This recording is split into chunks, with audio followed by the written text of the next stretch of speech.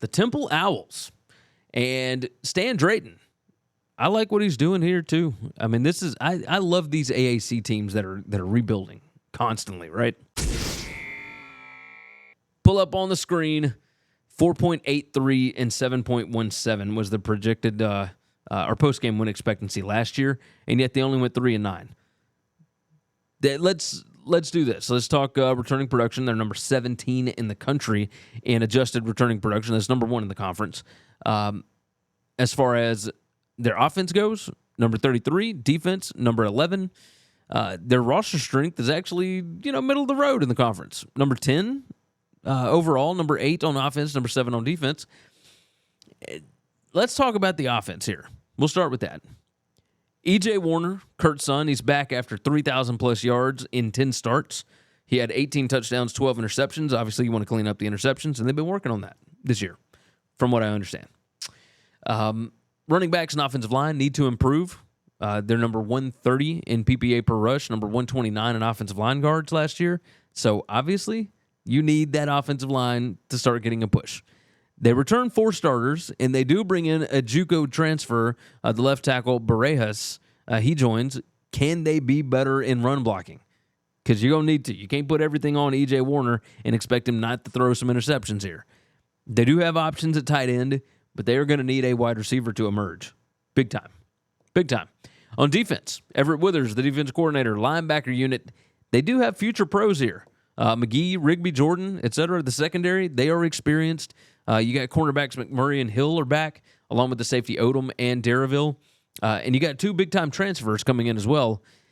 The defensive line has 3 guys with experience, but they're adding Hay from Miami and Miles from Georgia Tech, and that helps tremendously.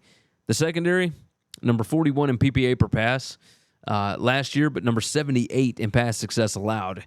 So, they did a good job of keeping people out of the end zone, but people just drove it down the field on them routinely. They're projected favorites in 3 games, so this schedule is pretty difficult, but I got a lot of faith in what they're doing here. Let's talk about keys to the season. The culture under Drayton is worlds better. This program is on the rise. They need some health luck. Depth is still an issue here. They need to stay explosive. They were number 30 on offensive explosiveness and number 35 at preventing explosive plays last year. The defense does look better this year than they did last year, so that's a step in the right direction.